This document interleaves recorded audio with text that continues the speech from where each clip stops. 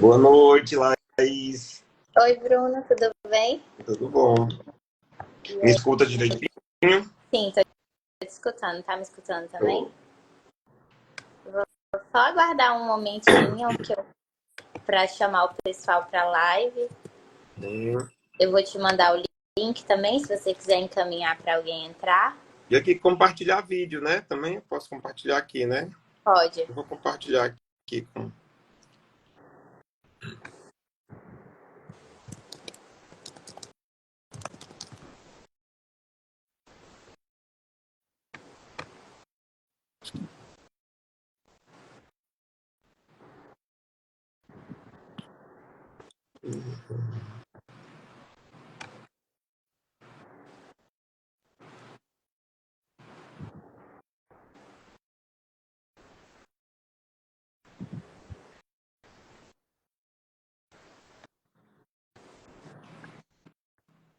Eu acho que a gente pode ir dando início, que aí, de acordo com o que o pessoal for entrando, eles vão acompanhando um pouco a nossa conversa. Tem um tempo, né, que a gente não conversa. Pois é. Tudo bem? É, eu fui estagiária do Bruno no Tribunal Regional Eleitoral. Tive a honra, né, de ser estagiária dele. Aprendi muito, muito com ele e com os outros servidores também da Justiça Eleitoral. Então, Bruno, eu sou voluntária da Transparência Eleitoral Brasil. Sou uma voluntária localizada aqui em Belém mesmo. E daí a gente tem vários projetos, né, de promoção da democracia, e entre esses projetos a gente tem a missão de observação eleitoral, que é uma missão que eu acredito que tu tem conhecimento, porque a gente atua já atuou nas duas últimas eleições junto com o TRE, a gente estava sempre por lá. E esse ano a gente provavelmente vai ter esse contato, porque a gente vai estar novamente atuando. E esse ano, e você como secretário da Corregedoria, né, vai ter a gente vai estar um pouco mais próximo, né, digamos assim. Como a corregedoria ela orienta as zonas eleitorais e essas eleições são municipais, então nós vamos estar realmente bem mais perto, inclusive mais perto de vocês, porque nas eleições passadas eu me lembro quando eu vi vocês, vi até na nossa intranet, nas notícias, a foto de vocês lá com a presidente. E eu digo, olha, Laís, minha ex-estagiária.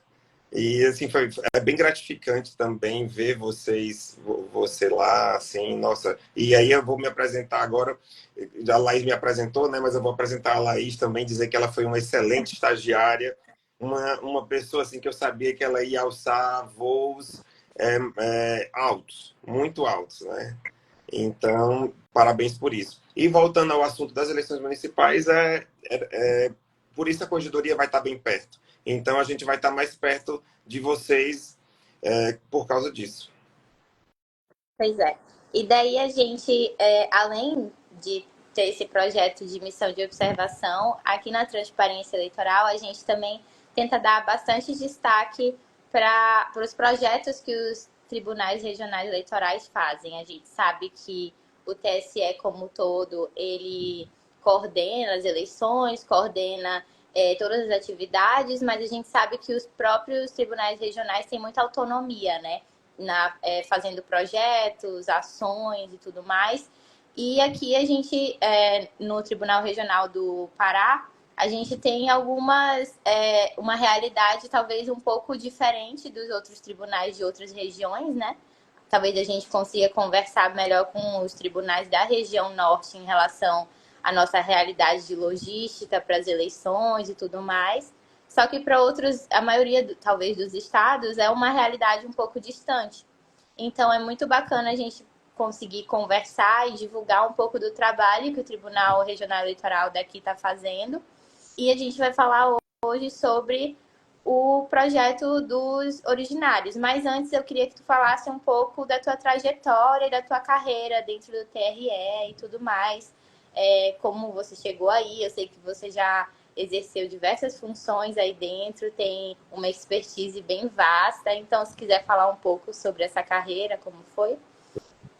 Aí, você falando aí no início sobre a questão da logística das eleições no Pará, me chamou a atenção, me lembrei de uma situação, porque existem os chamados pontos de transmissão, onde lá numa localidade bem remota, onde tem uma aldeia, por exemplo, uma aldeia indígena, onde tenha um pessoal vivendo, um pessoal ribeirinho, e que tenha uma sessão eleitoral, não, ele precisa, para transmitir, ele precisaria ir até a sede para transmitir o resultado daquela sessão.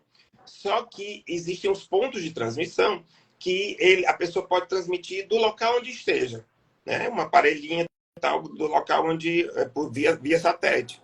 E nós tínhamos há mais de 10 anos atrás muito poucos pontos de transmissão. E o que foi que aconteceu? A presidência do Pará, na época, foi lá no TSE com um slogan: a eleição no Pará, onde a natureza impõe seu ritmo. Para conseguir que o TSE mandasse mais pontos de transmissão, que o Tribunal Superior mandasse mais pontos de transmissão para o Pará. E por que mais do que outros estados? Porque aqui tem muita especificidade na nossa geografia, com o nosso clima. Então, choveu muito, o helicóptero não voa, baixou a maré, o rio, baixou a maré, né, do rio, o barco não anda. Então, assim, tem muitas questões onde realmente a natureza impõe seu ritmo. Então, a gente conseguiu aquecer e amolecer o coração do pessoal do TSE e eles mandaram realmente muitos pontos de transmissão. E hoje em dia, o TRE consegue transmitir esse resultado de uma forma muito mais rápida, muito por causa disso também. Né? E sobre a minha trajetória, essa foi uma coisa que eu me lembrei, né? E sobre minha trajetória, eu tenho 18 anos de tribunal, já fui secretário judiciário, já fui assessor da presidência, já assessorei juiz-membro e hoje eu estou na corregedoria. E na corregedoria eu sou secretário, exerço um cargo de gestão lá, gosto muito, me identifico com o trabalho, e esse trabalho que nós estamos fazendo aqui, que a gente vai falar mais na frente, é um trabalho que fiquei muito grato em fazê-lo. Quando a gente conversou sobre a possibilidade da live, você me mandou algumas informações sobre o guia de originárias, né?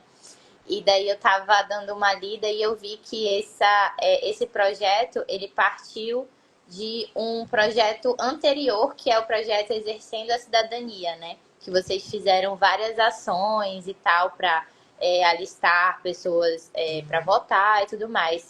Tu quer falar um pouco sobre esse primeiro projeto? E aí depois a gente segue falando sobre o guia? Com certeza.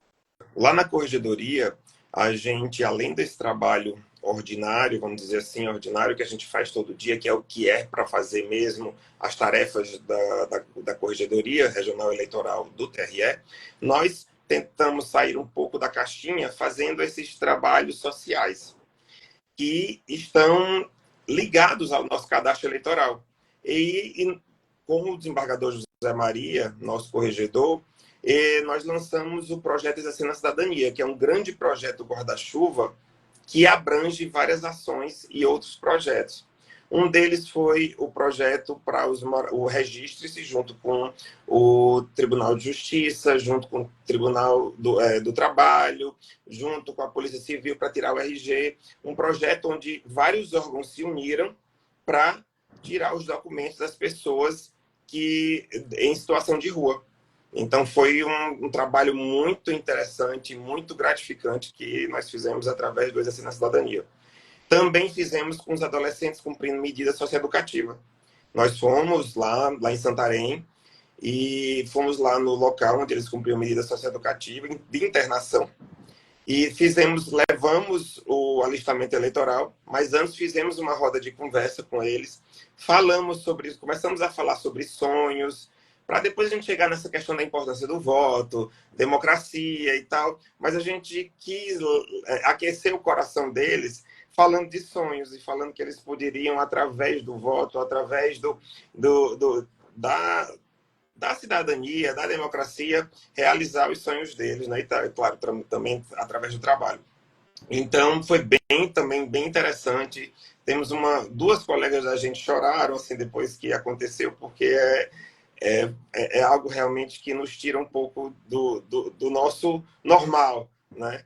Esse tipo de projeto. E agora também estamos fazendo com os presos provisórios, a questão que os presos provisórios votam, os condenados definitivamente não votam, tá? Agora os presos provisórios votam. E agora estamos fazendo com os indígenas. E esse dos indígenas foi algo assim que foi bem desafiador, foi um projeto bem desafiador, mas que foi muito gostoso de fazer. Então, o projeto, a gente vai falar agora sobre ele, ele tem como nome Guia Originário, Sua Língua, Seu Voto, Sua Representatividade. Fala pra gente um pouco como surgiu essa ideia e de quem estava envolvido na criação desse projeto. Bom, essa ideia surgiu desde quando nós entramos na corregedoria, quando o corregedor José Maria entrou junto com a equipe dele, que somos nós, na corregedoria, nós vimos que o número de indígenas no cadastro eleitoral estava muito aquém da realidade do Pará. O Pará ele tem é muito grande o território, né? E se você for ver, aqui no Pará são faladas 34 línguas indígenas. E quando a gente olhou isso, a gente se assustou. Como assim no estado se fala 34 línguas? Então nós e como a gente viu que existe muito indígena, mas no cadastro eleitoral não espelha essa realidade, não, vamos fazer alguma coisa, alguma ação para essas pessoas entrarem no cadastro. Ou as que já estão dentro declararem. Por quê? Porque no nosso cadastro, no sistema, que tem o cadastro eleitoral, a gente pode se autodeclarar. Autodeclarar quilombola, autodeclarar indígena, autodeclarar também a cor da pele, identidade de gênero. Então, a questão do indígena, ele pode se declarar, eu sou indígena, pode declarar etnia, sou do povo tal, e a língua que fala, além do português. Isso é o artigo 42.6 da resolução TSE 23.659. Então, quando a gente viu realmente que dá para colocar essas informações, nós conversamos com a administração do tribunal e disse, vamos fazer uma grande ação, né? Vamos e nos unimos e disse, não, a gente vai elaborar os guias em algumas línguas e a gente vai levar em uma aldeia de que representa cada língua dessa, pelo menos em uma aldeia, a gente vai levar o guia daquela língua da aldeia específica e o alistamento eleitoral, os serviços eleitorais. Além disso, a gente vai fazer uma roda de conversa para falar sobre o guia. E quando a gente foi em tradução simultânea. A gente falava e o tradutor traduzia o que a gente estava falando na língua deles. Foi algo assim surreal de interessante. Então, fizemos roda de conversa para falar sobre os guias, né, com eles, na língua deles, em português na língua deles. Então, assim, reunimos com a administração e resolvemos fazer tudo isso. Aí, com relação aos guias, como é que aconteceu? Ano passado, lá para agosto, nós começamos o desafio, a percorrer essa trajetória de como fazer os guias. Primeiro, onde é que eu vou achar tradutor indígena? Para traduzir, que realmente consiga traduzir, consiga escrever lá, formatar. Então, nós vimos que na UEPA tem um núcleo de formação indígena. Nós pedimos socorro ao EPA, uma ajuda, eles tinham os tradutores, aí fomos ver, na hora aí eles disseram, olha, não dá para um só traduzir, tem que ser pelo menos 2 traduzirem por guia. Dois tradutores, por quê? Porque não é palavra por palavra, é o sentido. Contexto, né? Eles pegam o sentido e traduz. Então eu disse, não, então então vai ser vão ser dois, né? Pegamos 2, aí o que acontece? Depois que pegamos essas pessoas, esses indígenas, eles não ficavam muito tempo, eles não ficam aqui em Belém, eles ficam lá na aldeia deles. E muitas vezes a aldeia não pega internet. e a gente precisava se comunicar com eles. Então a gente tem que ir para tal canto, um povoado mais próximo, tem que ir para a sede, tem que. Então foi bem desafiador também. Por quê? Porque eles, como pessoa física, para a tradução, eles tinham que receber do governo, né? Eles tinham, o TRE tinha que pagar eles pela tradução. E para receber como pessoa física, eles tinham que ser ouro no GovBR. Então, ele nenhum deles era. Então a gente começou um percurso para transformá-los em ouro do GovBR. Às vezes eles estavam, eu vou contar uma situação engraçada, que às vezes eles estavam lá na aldeia com o celular e tinham que fazer reconhecimento facial. Aí eles estavam na rede com o celular assim, ó. E aí não reconhecia, aí dava borrado, aí não tinha luz, olha, aí a criança passava no meio, aí saía a foto, a cara dele com a metade do rosto da criança. Então, desde esse iniciozinho, a gente começou com eles.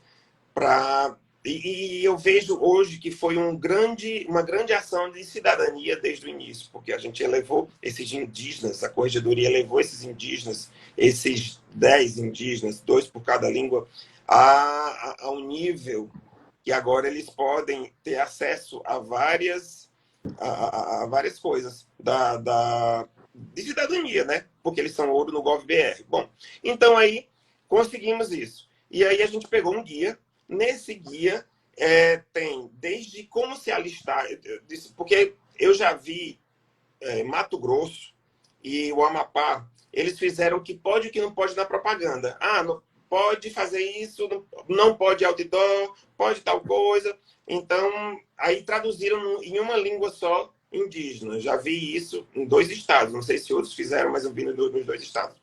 E aí eu disse, não, vamos fazer um guia mais abrangente. Vamos fazer um guia. Não é só o que pode e o que não pode na propaganda. Desde o que eles precisam para se alistar, quais os documentos, a idade, depois se eles quiserem se eleger, se candidatar, o que é que eles precisam? Quais os documentos?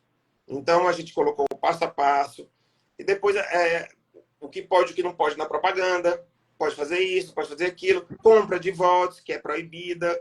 Então a gente também colocou isso, a segurança da urna eletrônica.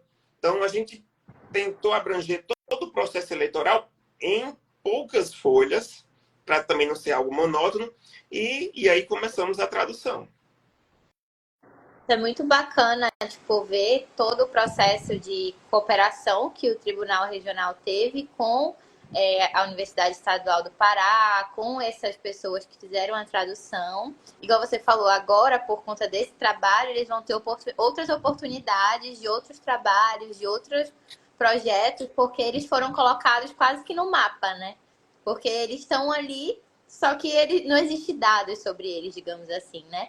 E foi isso que o projeto teve como intenção, né? Trazer eles, tipo, porque como você falou no começo, a gente tem dados que essas populações existem em um número, mas no registro eleitoral o número não bate. Então é muito importante isso, porque para que os direitos políticos da gente, e principalmente dessas comunidades, desses povos, seja concreto, né? Eles precisam existir no papel também, né? As professoras da universidade foram grandes parceiras nossas. Elas falaram que ficaram muito emocionadas por isso mesmo que você falou, porque eles não tinham nenhum documento que mostrasse que eles existiam. Agora eles têm um guia feito pela Justiça Eleitoral, um órgão público, mostrando que a língua deles existe. E a gente nota, você olha assim o guia, a gente que não é indígena, a gente não entende nada, mas quando a gente coloca para eles, os que sabem ler, eles entendem, a gente nota que eles entendem. E os que não sabem ler, foi um recurso que a gente também teve essa sacada. E aí, uma colega nossa da corregedoria, a Elaine Santana, ela teve essa sacada assim, que eu achei maravilhosa, porque além da tradução escrita, a gente teve um recurso audiovisual.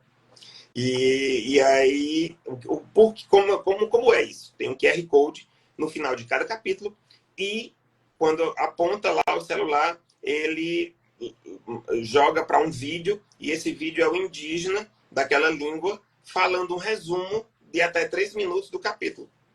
Então ele resume oralmente. E aí, quando a gente estava lá nessas aldeias, a gente tinha um notebook com o fone, e as pessoas ficavam na fila para ouvir algum dos capítulos. Aí a gente nota, a gente olha aquele monte de coisa escrita, não sabe nem se está escrito certo, né? Mas quando a gente notou, porque, enfim, quem não conhece a língua, como é que vai dizer se está certo ou está errado? E eu confesso a você que isso era uma preocupação minha. Se eles entenderam o que estava ali, né? E aí mas como foi que eu vi e validei isso? Quando eu colocava o fone de ouvido, aí eles ficavam prestando atenção, aí abriam os olhos, e aí ficavam assim, entendendo, e balançava a cabeça. Teve uma que eu fui tirar, ela fez, não, sabe? Ela deu um grito assim, não tire não, que eu tô gostando. Então, em cada aldeia, a gente levava isso. A gente também levou para as aldeias a urna eletrônica, através da Escola Judiciária Eleitoral, para foi uma grande parceira nossa, com um servidor que foi em todas, o Valdísio, e a gente levava a urna e ensinava eles a votar em personagens fictícios. Então, a criançada que adorava.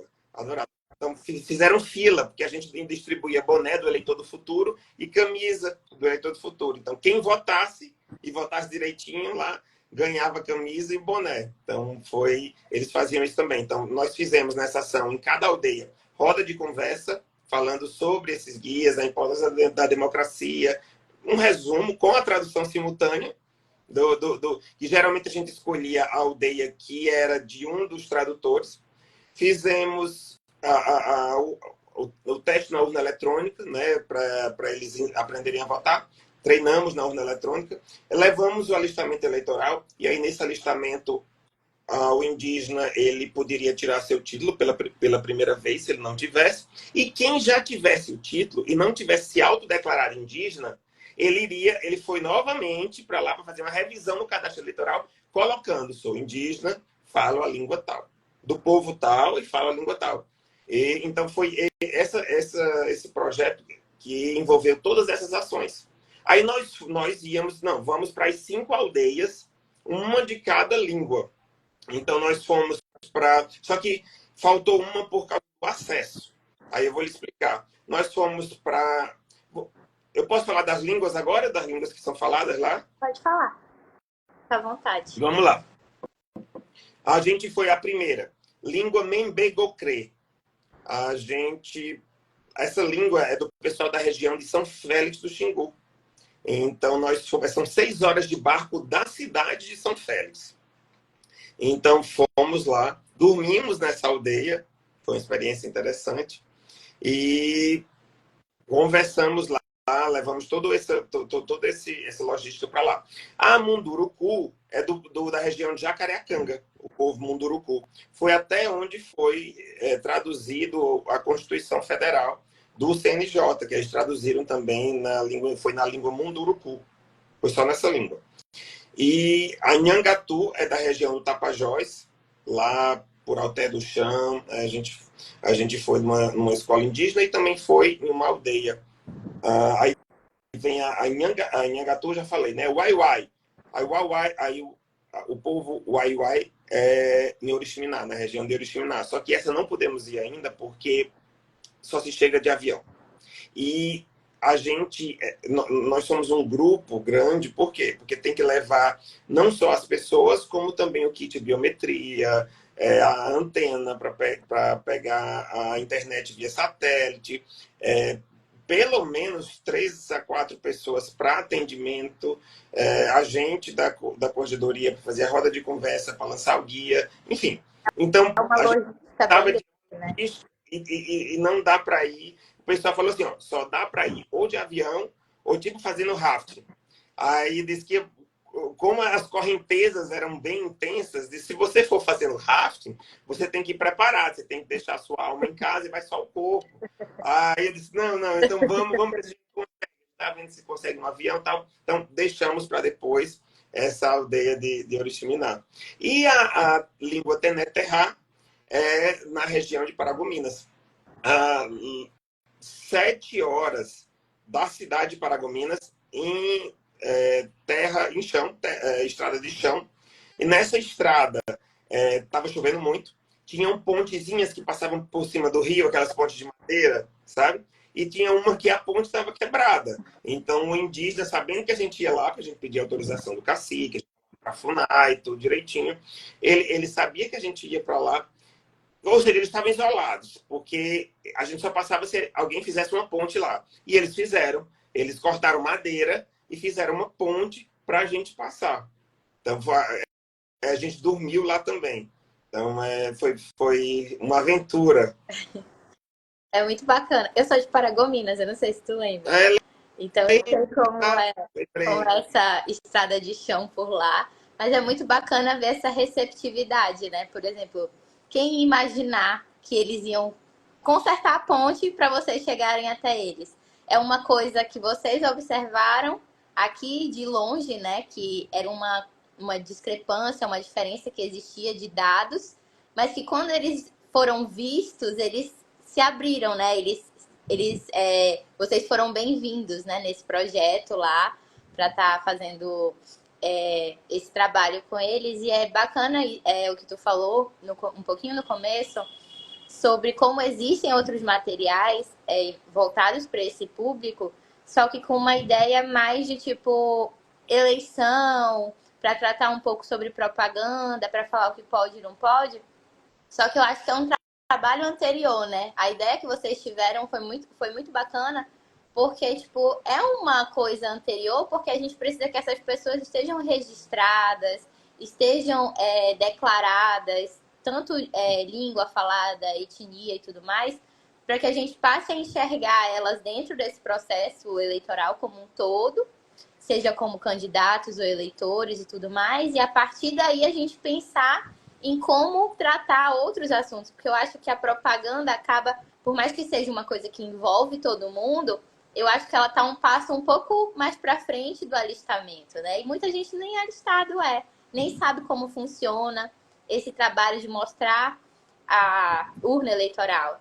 Eu estava falando em outra live essa semana com uma observadora também, voluntária da transparência, ela falou um pouco sobre as dificuldades que ela observou na eleição que os idosos têm com a tecnologia da urna, porque a urna ela tende a ficar mais moderna a cada ano, né?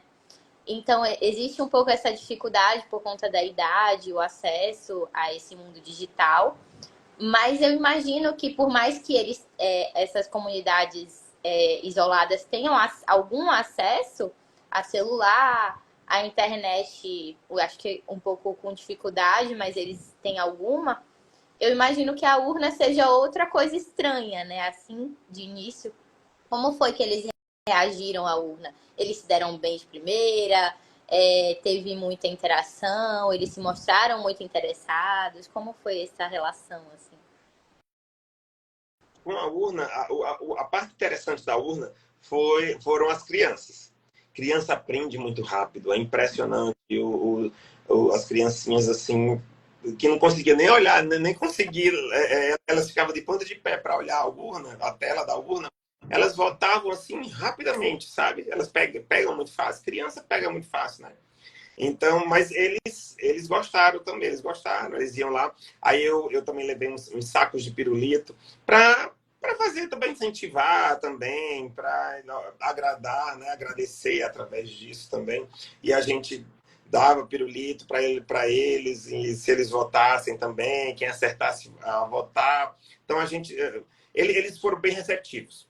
Inclusive, na hora de falar, o cacique lá, ele falou teve um dos caciques, que foi o da região de Paragominas, que ele falou de uma forma realmente que foi bem emotiva, assim, que ele falou que agora, e que aí eu vi a grandiosidade do que se estava fazendo para eles, que agora, e ele falando para os jovens, agora vocês sabem os nossos direitos, e agora vocês podem ser vereadores, prefeitos, governadores, presidentes da República.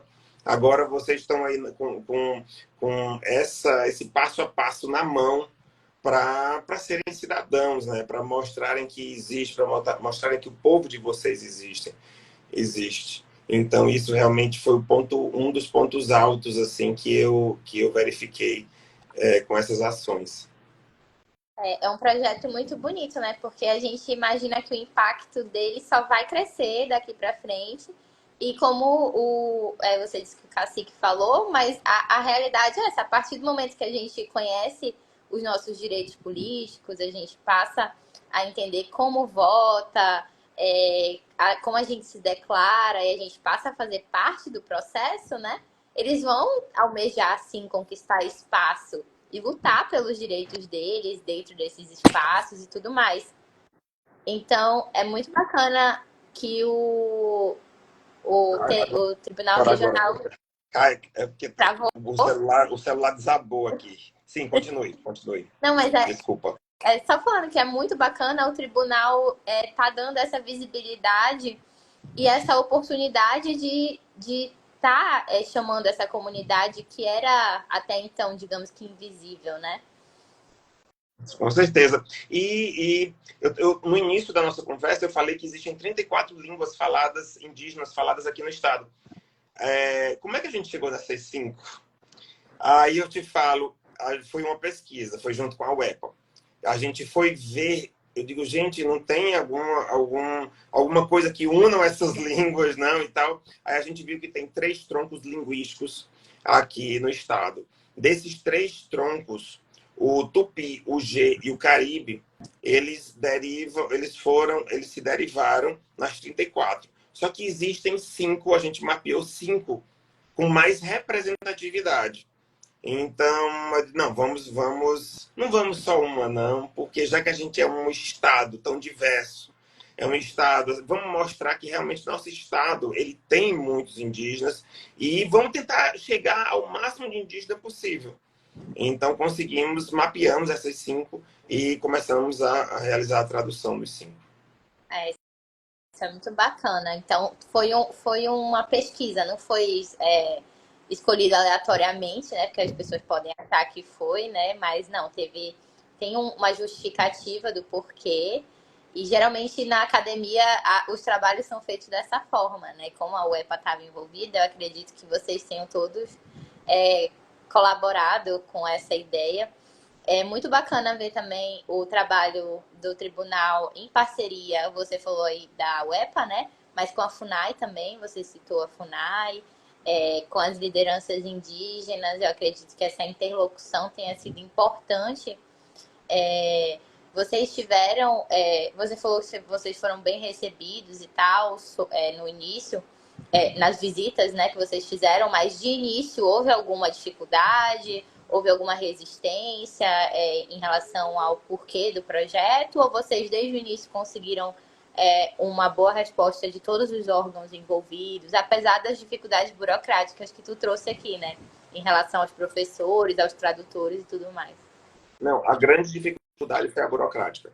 Não, em outras dificuldades, em questão de se deve ou não deve fazer, isso realmente a gente não sentiu, porque a gente estava muito certo do que a gente queria. E que era realmente levar a cidadania a esse pessoal. Então, a grande dificuldade foi a burocrática, foi fazer com que esses tradutores recebessem do governo federal o valor da tradução, e para receber tinha que ter, para quem não entrou, o GovBR, o ouro no GovBR, e aí foi todo um cadastrá-los e transformá-los em ouro foi bem desafiador. Teve horas assim que. E aí eu vou contar outra coisa engraçada. Eu estava lá na minha sala, chegou a Elane, minha colega, e que foi a quem. Eu e ela, que juntos, e mais com a Solange também, nós encabeçamos esse projeto assim com todo amor, sabe? Toda vontade de que acontecesse. Então aí ela chegou lá na minha sala com um rosto assim, triste, aí sentou no sofá, assim, caída, aí falou assim, não vai dar certo. Não vai dar certo, não vamos conseguir. 10 pessoas para transformar em ouro no GovBR. A gente não está conseguindo. Tinha uns que tinha que ir, por exemplo, esse de Paragominas, pegar uma moto, andar 7 horas de estrada de chão em Paragominas para receber um SMS. Um SMS para fazer o autenticador de duas formas que tem lá, que pede. Então, isso só chegava de SMS. E ele tinha que pegar para pegar SMS. Lá até tinha internet, onde ele achasse internet, mas SMS ele tinha que ir lá em Paragominas. Então, são as mínimas. Começou o desafio, foi nos mínimos detalhes, até os maiores. Aí eu disse: não, bora respirar fundo, vamos procurar a solução aqui. O problema está aí, mas o problema já existe, bora para a solução. Aí foi para lá, veio para cá, a gente conseguiu, conversou com o pessoal lá dos contratos, lá do tribunal, que ajudou muito a gente, assim. E também foi uma situação que ninguém estava acostumado. O pessoal está acostumado a fazer licitação, fazer. É isso que o órgão público faz, né? Mas aí, por exemplo, já não tem licitação. Não precisa de licitação quando é um indígena tradutor naquela língua. Não tem, é difícil você fazer uma concorrência aí.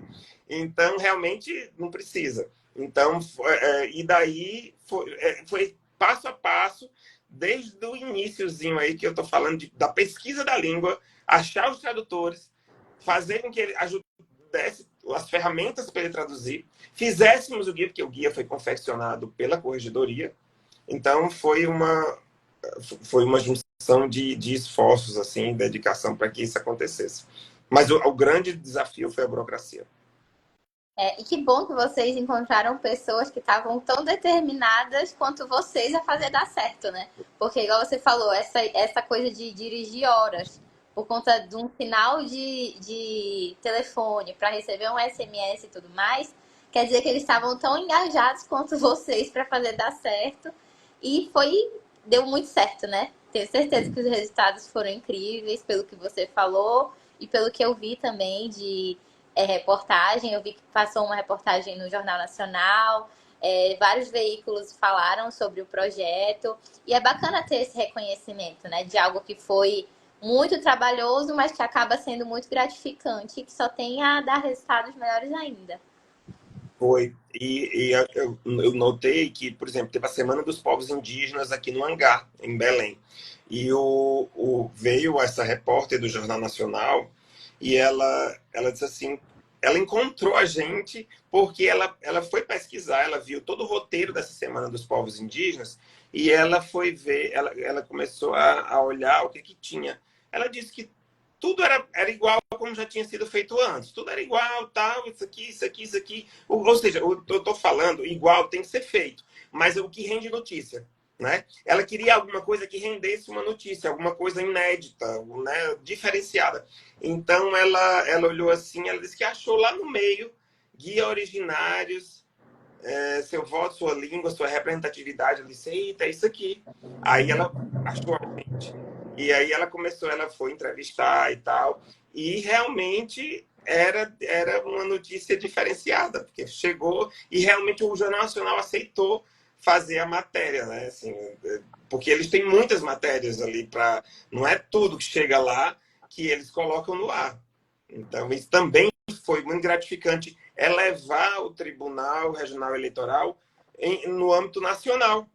Nós mostramos que nós existimos também aqui no Pará, né? Nós mostramos que o tanto, a diversidade que é o Belém, que é o Pará, né? Então, eu também fiquei muito grato, sou paraibano, mas essa missão que eu tenho aqui no Pará, como servidor público, eu vejo que eu fico grato com esse tipo de coisa. Eu vejo que está realmente sendo boa, graças a Deus. É muito bom que esse trabalho seja reconhecido e tomara que incentive também outros tribunais a procurarem medidas parecidas ou próximas para também incentivar as populações de outros estados, né? Porque a gente sabe que indígena a gente tem no Brasil todo e está tentando cada vez mais buscar inserir esses povos no nosso processo eleitoral. Aqui na Transparência a gente tem buscado tentar alcançar esse grupo também é muito interessante para a gente, talvez, trazer eles para observação eleitoral, porque em outros países, a nossa coordenadora, a Ana, ela já fez observação eleitoral em outros países junto com a OEA, e nesses países, geralmente, os indígenas que observam a eleição nas próprias aldeias, nos próprios territórios. Então, é muito interessante para a gente que isso aconteça também, porque é diferente de eu sair daqui de Belém e ir para uma aldeia indígena observar, porque lá dentro eu não vou ter muito conhecimento sobre a dinâmica deles e tudo mais. Então, é uma observação de fora. E ter eles dentro fazendo esse trabalho é uma coisa bem interessante. E fico muito feliz pela nossa conversa, Bruno. Tem mais alguma coisa que tu queira contar pra gente sobre Você experiência? falou em observar lá da aldeia, eu me lembrei de uma questão. Quando os tradutores estavam fazendo a análise do guia e começaram a tradução, tiveram uns que falaram assim: nossa, a gente não precisa votar todo mundo junto da aldeia em uma pessoa, né? A gente pode votar, porque o voto, quando eles começaram a traduzir lá a segurança da urna eletrônica, que o voto é secreto, que você não pode, você não precisa falar para ninguém, você não tem que votar de acordo, você tem que votar só de acordo com as suas convicções. Você não precisa votar, vamos dizer assim, de acordo com o que o cacique determina, ou com o que algum dirigente determina, né? Você tem que votar com a sua livre convicção. E aí ele fez, eu não tinha me atentado para isso. Eu acho que o costume deles já é algo tão enraizado, e principalmente nessa questão do voto, foi o que eu percebi, tá? E aí não, nem é crítica, nem é elogio, foi só uma constatação do que eu percebi. E aí eles parece que abriu, refloresceu a mente deles para essa questão do voto. E é Então foi uma coisa que pra gente nunca ia passar pela cabeça que, né, era uma questão. E é muito bacana ter eles terem esse acesso, mas também terem essas realizações, né? E é uma dinâmica diferente, tem dinâmicas de autoridades ali dentro que a gente não entende, é uma cultura diferente, é um sistema que se move de uma forma diferente do nosso. Então, é lá, muito bacana. interromper rapidinho. Você sabe o que, é que eles aprenderam com nós brancos, vamos dizer assim, entre aspas? É, que eles falam vocês brancos, né? Então, mas é branco independente de qualquer cor, porque isso é como eles falam hoje em dia, qualquer cor.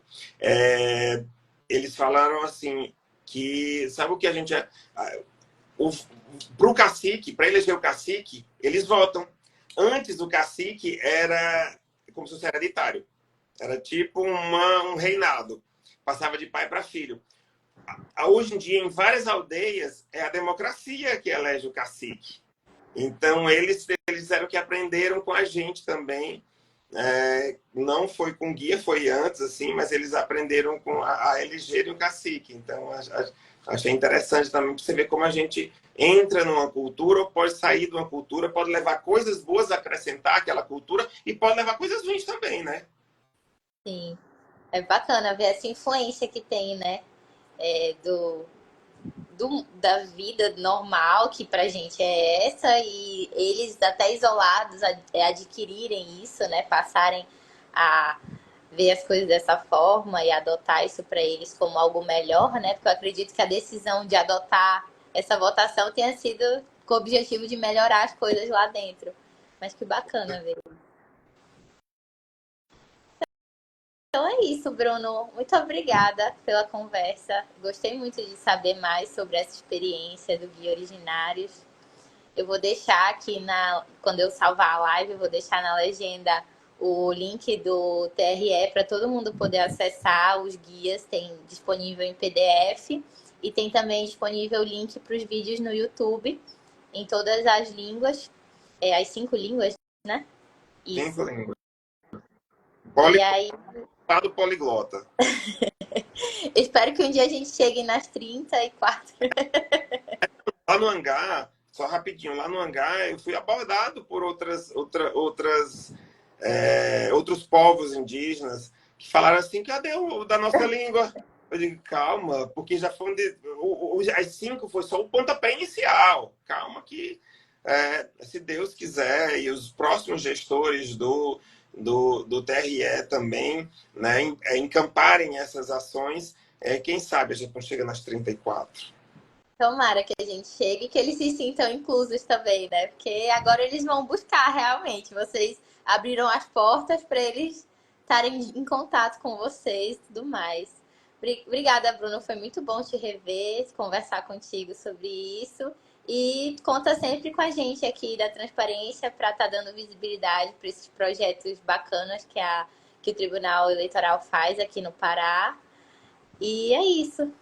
Muito obrigado também, muito obrigado pela oportunidade de falar desse trabalho que tanto deixou a gente satisfeito. E obrigado a você, Laís, também. Tenho uma grande admiração por ti, viu? Um abração. E um Igual. abraço e uma boa noite para todo mundo que está nos assistindo. Fiquem com Deus. Obrigada, gente. Boa Boa noite. noite.